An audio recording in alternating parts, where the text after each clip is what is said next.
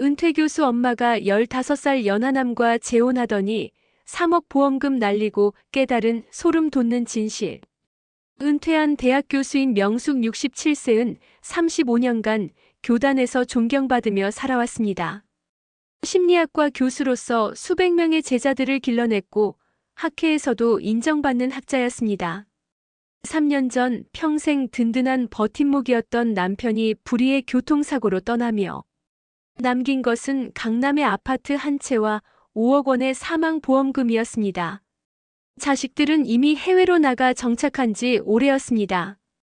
큰딸은 미국에서 변호사로, 아들은 캐나다에서 IT 엔지니어로 바쁘게 살아가고 있었습니다.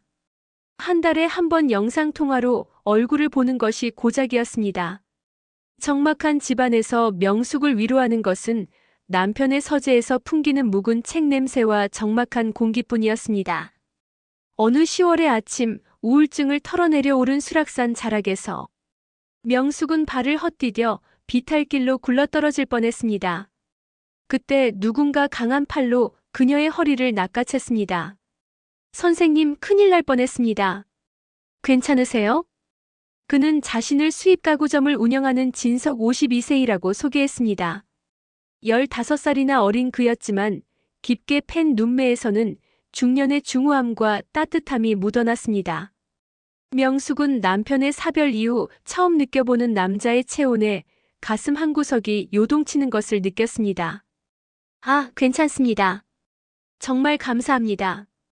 다행입니다. 저기 벤치에 앉아서 진정하시죠. 물 한 병 드릴게요. 진석은 배낭에서 생수를 꺼내 건넸고 명숙 옆에 조심스럽게 앉았습니다. 그들은 자연스럽게 대화를 나누기 시작했습니다. 진석은 명숙이 대학 교수였다는 말에 감탄했고 자신도 문학을 좋아한다며 최근 읽은 책에 대해 이야기했습니다. 명숙은 오랜만에 지적인 대화를 나누며 시간 가는 줄 몰랐습니다. 그날 이후 진석은 명숙의 지적인 분위기에 반했다며 매일같이 꽃을 보냈고 고급 레스토랑에서 저녁을 대접했습니다. 명숙은 처음엔 당황스러웠습니다. 내가 이 나이에 무슨... 이건 적절하지 않아. 하지만 진석의 따뜻한 눈빛과 정성스러운 배려는 그녀의 마음을 서서히 녹였습니다. 자식들조차 바쁘다며 잊었던 명숙의 생일날, 그는 작은 목걸이를 건네며 눈물을 흘렸습니다. 명숙 씨, 저는 일찍 이혼한 후 이 나이가 되도록 혼자 살아왔습니다. 사업에만 매달리다 보니 정작 인생의 가장 중요한 사랑을 몰랐습니다. 하지만 선생님을 만나고 비로소 제 인생에 봄이 온 것 같습니다. 남은 인생은 제가 당신의 지팡이가 되어드리고 싶습니다. 세상의 눈총은 제가 다 맡겠습니다. 명숙의 눈에도 눈물이 맺혔습니다. 그날 밤 그녀는 캐나다에 사는 아들에게 영상통화를 걸었습니다. 네. 엄마. 재혼이라고요? 15살이나 어린 남자를요? 아들의 목소리에는 놀람과 걱정이 섞여 있었습니다. 민준아, 엄마도 사람이야. 혼자 사는 게 얼마나 외로운지 아니? 그건 그렇지만 너무 급작스러워요. 그 사람 배경 조사는 해보셨어요? 그 사람은 정직한 사업가야. 엄마가 35년간 사람 보는 눈이 없었니? 명숙은 심리학 교수로서의 자부심이 있었습니다. 사람의 거짓말을 간파하는 것이 자신의 전문 영역이었으니까요. 아들은 더 이상 반대하지는 않았지만 통화를 끊을 때 표정이 밝지 않았습니다. 혼인신고를 마친 날 명숙은 행복했습니다. 진석은 그녀의 아파트로 이사왔고 함께 저녁을 준비하고 영화를 보는 평범한 일상이 시작됐습니다. 하지만 행복은 짧았습니다. 혼인신고를 마친 지 불과 한 달이나 되었을까? 어느 날 퇴근해서 돌아온 진석은 고개를 떨구며 고백했습니다. 명숙 씨, 제가 사실 말씀드릴 게 있습니다. 무슨 일이에요? 얼굴이 왜 그래요? 거래처의 배신으로 가구점 물건이 압류당하게 생겼습니다. 컨테이너로 들여온 이탈리아산 가구들이 세관에 묶여 있는데 당장 3억을 마련하지 못하면 저는 이대로 감옥에 가야 할 처지입니다. 진석은 무릎을 꿇고 명숙의 손을 잡았습니다. 제발 도와주세요. 제가 빚을 갚고 다시 일어서겠습니다. 저는 정말 일이 이 지경이 될 줄은 상상도 못했습니다. 무능한 제 탓이지만 한 번만 도와주실 수 없을까요? 명숙은 망설였습니다. 3억이라는 돈은 결코 작은 금액이 아니었습니다. 하지만 명숙을 혼자 두고 감옥에 갈 바엔 함께 죽자며 흐느끼는 연하 남편을 차마 외면할 수 없었습니다. 결국 밤을 새가며 고민한 끝에 남편이 목숨값으로 남긴 보험금 5억 중 3억 원을 그의 계좌로 이체하고 말았습니다. 그날 밤 명숙은 돌아가신 남편의 영정 앞에서 중얼거렸습니다. 여보, 내가 잘하는 거 맞죠? 이 사람이 정말 다급해 보여서 내가 도와줄 수 있는데 무시하고 있을 수만도 없고 당신도 어려울 때 도와주는 게 부부라고 했잖아요. 제발 잘 해결돼야 할 텐데. 하지만 돈을 건넨 뒤부터 진석은 돌변했습니다. 사업을 핑계로 외박이 잦아졌고 술에 취해 들어오는 날엔 명숙에게 험한 말을 내뱉었습니다. 늙은 게 돈 좀 있다고 유세 떨지 마. 나한테 뭘 바라는 거야? 진석 씨, 당신 왜 이러는 거예요? 내가 뭘 잘못했어요? 시끄러워. 내가 당신한테 사랑한다고 했어? 그냥 외롭지 말라고 같이 있어준 건데. 사업하는 사람한테 뭘 이렇게 간섭하는 거야? 진석은 화분과 그릇을 집어던졌습니다. 명숙은 깨진 도자기 조각을 주우며 눈물을 흘렸습니다. 내가 뭘 잘못한 거지? 처음부터 잘 못된 결정을 내렸던 걸까? 심리학 교수라는 사람이 사람 하나 제대로 못 봤단 말인가? 자괴감이 밀려왔습니다. 35년간 강단에서 학생들에게 가르쳤던 모든 것들이 무너지는 느낌이었습니다. 가장 큰 고통은 자식들에게 이 사실을 말할 수 없다는 것이었습니다. 민준이가 뭐라고 할까? 엄마, 제가 다 조사해보라고 했잖아요 라고 할 거야. 난 그동안 자식들 앞에서 현명한 엄마였는데 이제는 바보 같은 늙은이가 됐어. 명숙은 밤마다 불면증에 시달렸습니다.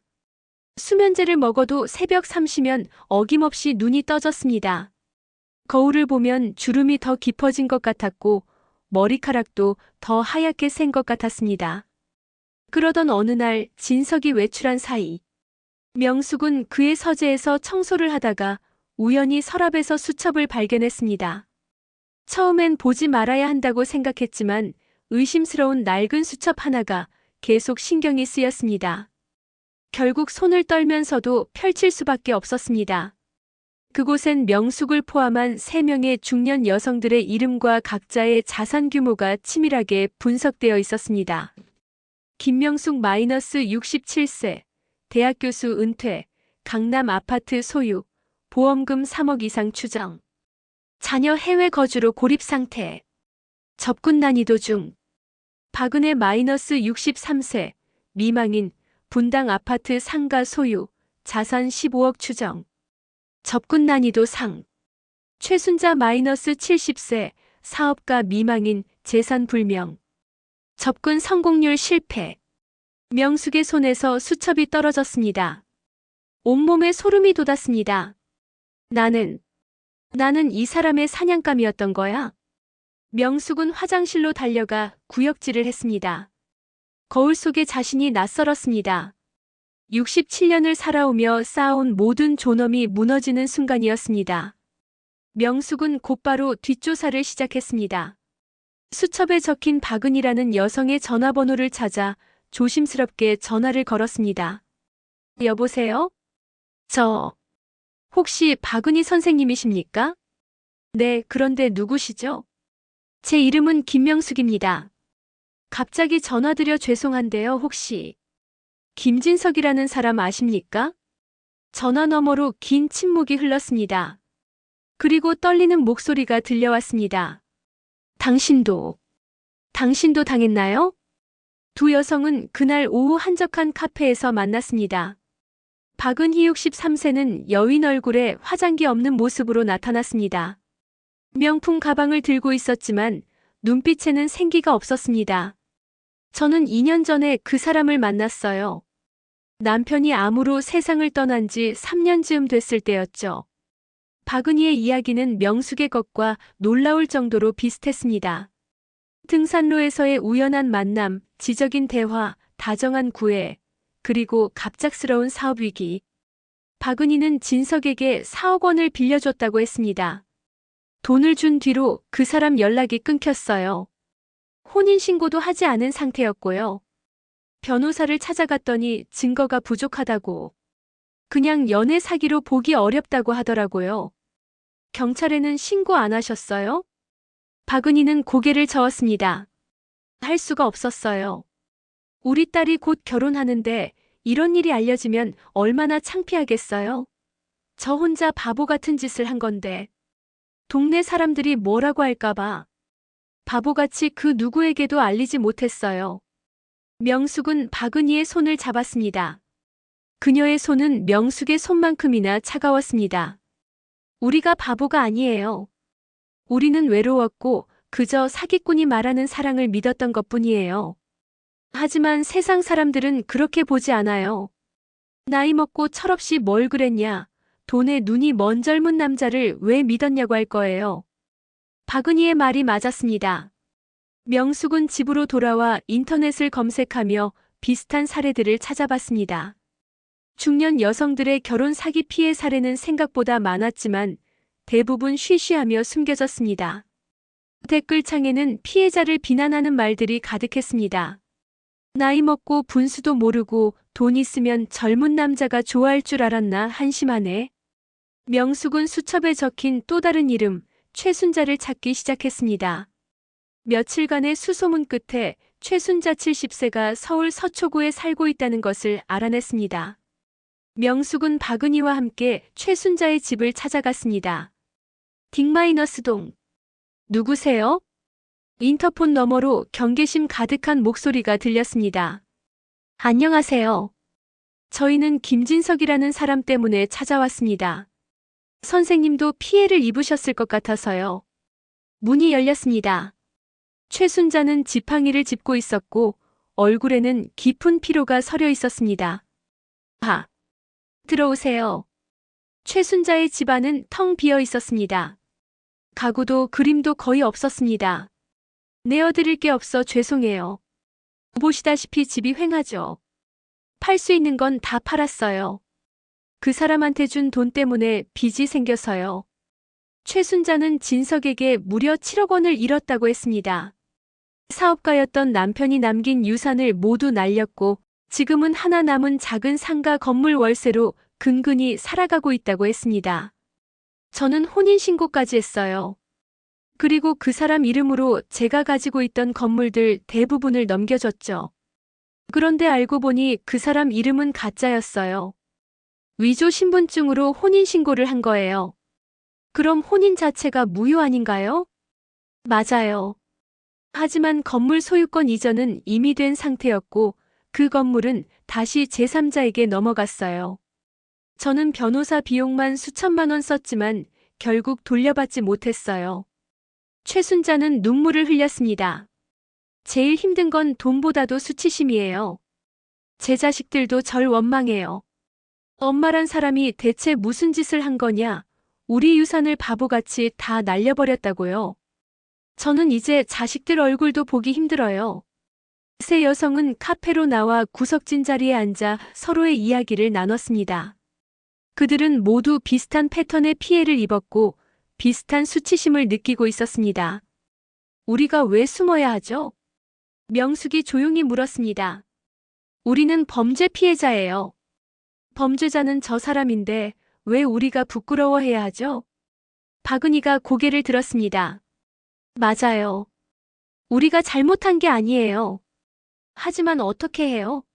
증거도 부족하고 경찰도 제대로 도와주지 않는데. 최순자의 말에 명숙은 결연한 표정을 지었습니다. 저는 35년간 심리학을 가르쳤어요. 사람의 행동 패턴을 분석하는 게 제 전문이에요. 우리 셋이 힘을 합치면 그 사람을 잡을 수 있어요. 명숙은 제자 중 한 명인 유능한 변호사 김수진을 찾아갔습니다. 수진은 이혼 전문 변호사로 유명했고 명숙의 수업을 들으며 심리학에 관심이 많았던 학생이었습니다. 교수님, 교수님이 이런 일을 당하셨다니 믿기지 않아요. 수진아, 나도 믿고 싶지 않아. 하지만 이미 벌어진 현실이야. 이제 내가 해야 할 일은 그 사람을 멈추게 하는 거야. 나 같은 피해자가 더 이상 생기지 않도록. 수진은 세 여성의 증언과 증거를 모았습니다. 명숙이 발견한 수첩, 진석의 계좌 이체 내역, 그가 사용한 여러 개의 명함과 신분증 사본들. 하지만 여전히 결정적 증거가 부족했습니다. 교수님, 솔직히 말씀드리면 이 정도로는 검찰이 기소하기 어려울 수 있어요. 그 사람은 교묘하게 연애와 사업 투자의 경계선에서 움직였거든요. 그럼 어떻게 해야 해? 아무래도 가장 확실한 방법은 현행범으로 잡아야 해요. 그 사람이 범죄를 저지르는 순간을 포착하는 거죠. 명숙은 계획을 세웠습니다. 진석이 불법 도박을 즐긴다는 점을 이용하기로 했습니다. 명숙은 수첩에서 진석이 자주 간다고 메모해둔 강남의 한 건물 주소를 찾아냈습니다. 진석 씨, 사업이 마음대로 잘 안 풀려서 속상했던 거죠? 당신한테 더 말 안 했던 남은 보험금 2억이 있어요. 당신 사업에 보태려고 찾아두었어요. 오늘 밤 집에 꼭 들어요. 진석의 눈이 반짝였습니다. 정말? 명숙 씨, 고마워요. 명숙은 그날 저녁 특별한 저녁 식사를 준비했습니다. 그리고 진석이 술에 취하기를 기다렸습니다. 술에 취한 진석은 본색을 드러냈습니다. 진석 씨, 일어나 봐요. 술을 너무 많이 마셨나 봐요. 사업이 그렇게 잘 안 풀려요? 사업이고 뭐고 참견하지 마. 내가 뭔데 자꾸 내 일에 참견이야? 이제 가지고 있는 게 이게 다 맞아? 더 숨겨둔 거 없는 거야? 늙은 것들. 나이도 먹을 만큼 먹었으면서 외롭다고 꼬리치는 거 보면 참 한심해. 진석은 일으키려는 명숙을 밀쳤고 명숙은 그대로 바닥에 넘어졌습니다. 이 모든 장면은 명숙이 집안 곳곳에 설치한 CCTV에 고스란히 담겼습니다. 그래, 내가 심리학 교수였다고. 결국 내 손바닥 안에서 놀아났으면서 교수는 무슨 교수야? 진석은 명숙의 핸드백에서 도장과 통장을 꺼내려 했습니다. 명숙은 그를 말리려 했고 진석은 명숙의 팔을 비틀었습니다. 명숙은 고통에 비명을 질렀습니다. 바로 그때 현관문이 열렸습니다. 경찰과 함께 수진, 그리고 박은희와 최순자가 들어왔습니다. 김진석, 당신을 사기와 폭행 혐의로 체포합니다. 진석은 당황해서 뒤로 물러섰습니다. 뭐야? 이게 무슨 짓이야? 갑자기 경찰이 여길 왜? 수진이 서류 봉투를 꺼냈습니다. 이 안에 당신이 지난 5년간 저질러온 결혼 사기 기록이 다 있어요. 피해자가 8명이에요. 피해 금액만 32억 원입니다. 경찰은 진석에게 수갑을 채웠습니다. 진석은 명숙을 노려봤습니다. 이 여편 내가 다 늙어 빠진 할머니 사랑한다고 보듬어 줬더니 이게 뭐 하는 짓이야? 명숙은 차갑게 웃었습니다. 사랑으로 보듬어줘? 내가 당신 수첩에서 다 봤습니다. 거기에 당신이 나를 뭐라고 적어뒀는지 잊었어요? 접근 난이도 중이라고 적어놨더군요. 참나. 진석의 얼굴이 창백해졌습니다. 오해가 있었을 거야. 내가 적은 게 아니야. 네. 내 얘기를 들어줘. 명숙 씨. 더 이야기하고 싶지 않네요. 재판장에서 봅시다. 명숙 씨. 내 얘기부터 들어봐. 명숙 씨. 재판은 3개월 후 시작됐습니다. 검찰은 명숙, 박은희, 최순자 외에도 진석의 피해자 5명을 더 찾아냈습니다. 모두 50대 후반에서 70대 초반의 배우자를 잃은 여성들이었습니다. 재판장에서 진석은 끝까지 부인했습니다. 저는 진심으로 사랑했습니다. 사업이 어려워서 돈을 빌린 것뿐이에요. 하지만 검찰이 제출한 증거는 명백했습니다. 진석의 노트북에서 발견된 피해자 명단, 그가 사용한 7개의 다른 이름과 신분증, 그리고 도박장 출입 기록. 명숙이 증인석에 섰을 때 방청석은 조용했습니다. 저는 35년간 심리학을 가르쳤습니다. 사람의 거짓말을 간파하는 것이 제 전문 분야였습니다. 하지만 저도 그에게 속고 말았습니다. 명숙의 목소리는 떨렸습니다. 저는 외로웠습니다. 남편을 잃고 자식들은 멀리 있고 매일 혼자였습니다. 그때 따뜻하게 다가온 사람이 있었습니다. 저는 그 따뜻함이 진짜라고 믿고 싶었습니다. 명숙은 방청석을 둘러봤습니다. 그곳에는 같은 피해를 입은 여성들이 앉아 있었습니다. 우리는 범죄 피해자입니다. 우리가 나이가 많다고 외롭다고 해서 사기를 당해도 되는 건 아닙니다. 우리도 사랑받을 자격이 있고 존중받을 자격이 있습니다. 방청석에서 박수 소리가 터져 나왔습니다. 박은희와 최순자도 눈물을 흘렸습니다. 재판부는 진석에게 징역 7년을 선고했습니다. 피고인은 피해자들의 외로움과 선의를 악용해 조직적이고 계획적으로 사기를 저질렀습니다. 특히 노년층 여성을 표적으로 삼은 점은 매우 비열한 범죄입니다. 재판이 끝난 후 명숙은 박은희, 최순자와 함께 실버 로맨스 사기 예방센터를 설립했습니다. 잃어버린 돈 3억 원은 결국 도박으로 탕진되어 다 돌려받지 못했지만 명숙은 아쉬워하지 않았습니다. 대신 그녀는 남은 2억 원으로 작은 사무실을 내고 비슷한 피해를 입은 여성들을 위한 상담과 법률 지원을 시작했습니다. 어느덧 센터의 활동은 전국적으로 알려졌고 명숙은 다시 강단이 아닌 방송국과 지자체 강연장에 섰습니다. 그녀의 강연 제목은 늘 같았습니다. 외로움은 죄가 아니다. 하지만 당신의 가치는 당신의 재산보다 소중하다. 여러분, 사랑을 꿈꾸는데 나이는 상관없습니다. 하지만 여러분의 선의를 이용해 독을 타는 사람들은 반드시 존재합니다. 혼자 부끄러워하지 마세요. 우리가 침묵할수록 그들의 가면은 더 두꺼워집니다. 강연을 마치고 내려온 명숙에게 캐나다에 있는 아들 민준이 영상통화를 걸어왔습니다. 엄마, 오늘 뉴스 봤어요. 정말 멋있었어요. 제가 엄마를 오해해서 미안해요. 엄마는 여전히 제 인생에서 가장 현명한 교수님이에요. 민준의 응원에 명숙은 처음으로 가슴속 응어리가 풀리는 것을 느꼈습니다. 그녀는 이제 더 이상 남편의 서재에서 묵은 책 냄새만 맡으며 죽은 시간을 살지 않습니다. 주말 아침 명숙은 다시 수락산을 찾았습니다. 이제 그녀의 곁에는 진석 같은 사기꾼 대신 아픔을 함께 이겨낸 친구 운이와 순자가 나란히 걷고 있습니다. 산등성이의 낀 짙은 안개는 어느새 걷히고 눈부신 가을 햇살이 세 여자의 앞길을 환하게 비추고 있었습니다. 명숙은 가슴 깊이 신선한 공기를 들이마셨습니다. 안개는 언젠가 걷히기 마련이지. 이제야 내 진짜 인생이 보이네.